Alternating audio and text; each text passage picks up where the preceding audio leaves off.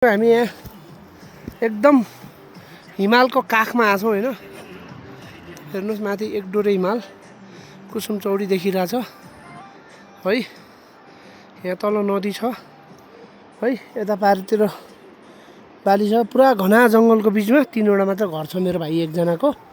हामी त्यही जान लाग्छौँ। पुरै टिमुर खेती ल हेर्नुस्। पुरै टिमुर लगाछन् जङ्गलमा। हेर्नु टिमुर यही हो। टिमुरी यही हो। घाँस पनि लगाछन्, उखु पनि लगाछन्। गाईहरू टिमुर चाहिँ अथाला रहेछन्। टिमुर खेती पुरै जङ्गलै छ टिमुरको। हेर्नुस् है, देख्न सक्नुहुन्छ। ल गाइज, मेरो भ्लगमा तपाईहरुलाई स्वागत छ। हामी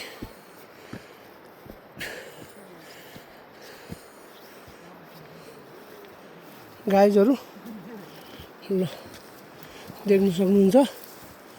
माथितिर अब सुन्तला, कागती, माल्टाको खेती छ। यो घाँस हो गाई भैँसीलाई।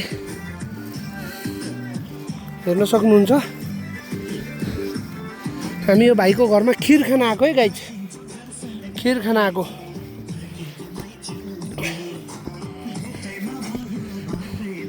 कागती खेती गाइज हेर्नुस्। गाईहरू ल तपाईहरु तलतिर हेर्नुस् नदी। तलतिर बस्तीहरू छ हेर्नुस्। यो कुसे जाजरकोट गराग्ली भन्ने यो लास्ट बस्ती। गाईहरू ल हेर्नुस्। कागती चाहिँ त्यति धेरै फलेर रहन्छ। कोही कोही त लटरमै फलेछ माथिल्लो रुख। ल कागती हेर्नुस्। गाईहरू ल गाईहरू ल हिमालको काखमा क्या सुन्दर घर। आहा न ल हिमालको काखमा योचोटि हिउँ परेको छैन हिमालमा।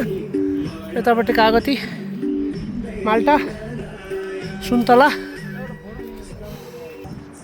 ल हामी यहाँ आछौँ। पुरै घरहरू, फुलहरू, सुन्तलाहरू, केरा, घाँसहरू ल हेर्नुहोस्। देख्न सक्नुहुन्छ। चिसो चाहिँ थोरै छ है। अनि आएको गाई चाहिँ होइन, देख्न सक्नुहुन्छ। हामी यहाँ खिर खान आएको है गाई। अब हामी खिर खाने हो। ल यहाँ गाउँहरू हेर्नु कस्तो राम्रो भएको छ गाउँ। ल बिचमा पानी पनि रहेछ है।